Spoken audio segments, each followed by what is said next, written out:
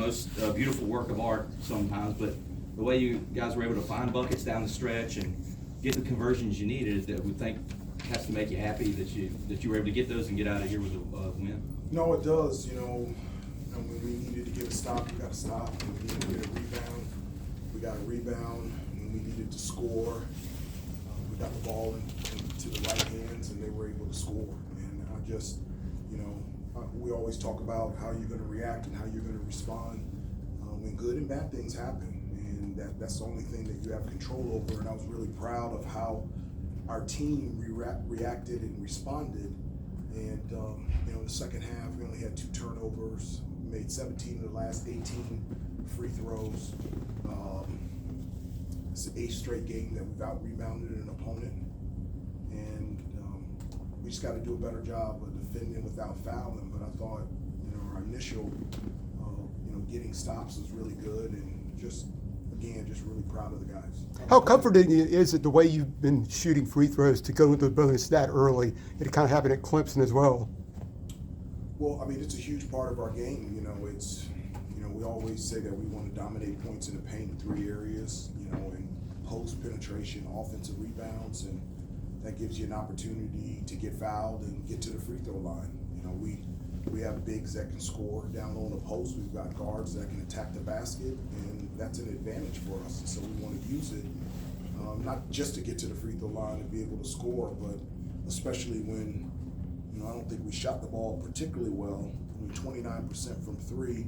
It goes back to the same thing again. Are you defending? Are you rebounding? Are you taking care of the basketball? And in the second half, we checked all 3 of those boxes. Armando didn't attempt a shot in the first half, had those 2 fouls. Picked up an early 3rd foul, but didn't foul again. Had a big block on post late. Yeah.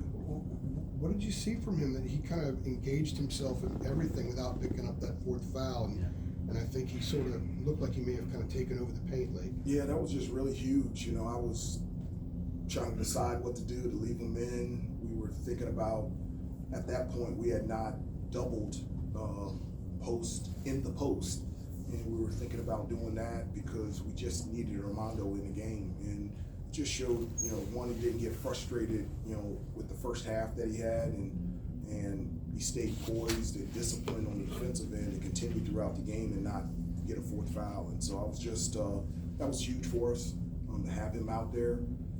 But the free throws,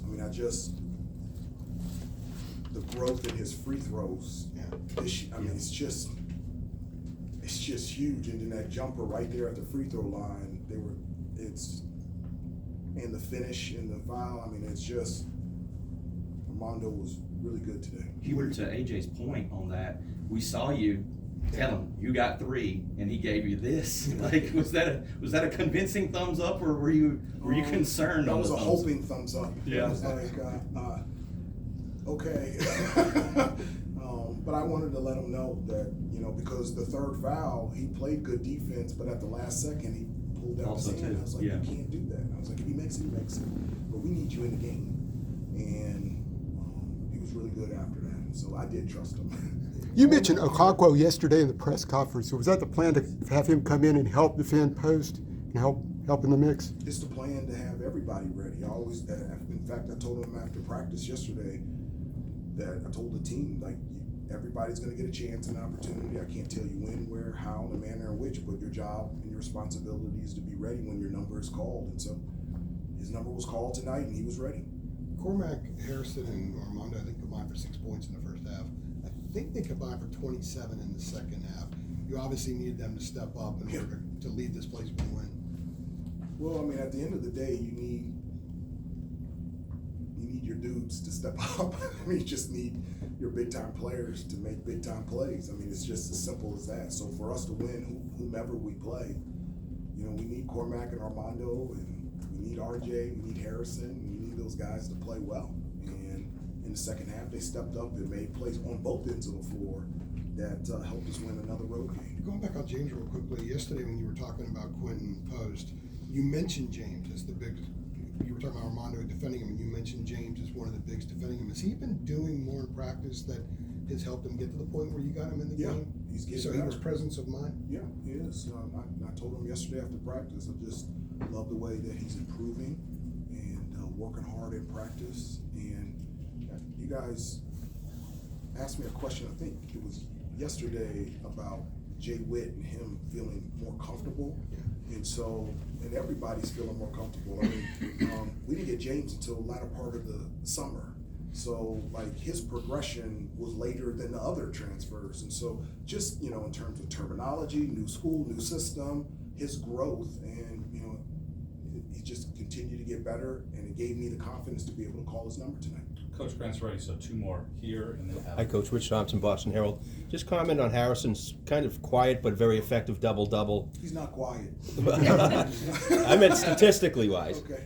And also, was that corner three he hit, was that the final surge? Did that begin the final surge down the stretch? Well, it was huge, and I mean, he had 11 points, 13 rebounds. I like that quiet stat. He just does everything for us. He can play multiple positions. You saw he could post up. He can hit threes. He can handle the ball. He's an excellent passer, versatile, big, strong defender. Just does so many things for us. And I mean, 13 rebounds all the time. I keep saying it's not an Armando Bacot rebounding game. It's a UNC rebounding game, and now it's a Armando Harrison rebounding game. He's just been fantastic on the boards. Go ahead. So like yourself, Earl Grant's in year 3 leading the program. What are your thoughts on the kind of progress BC's made over the last 2.5 seasons under Earl? Oh well, I mean, Coach Grant he's an unbelievable coach. The way that Boston College has continued to build and to grow, it's a testament to himself. Not only is he a great basketball coach, he's a great person, and his staff.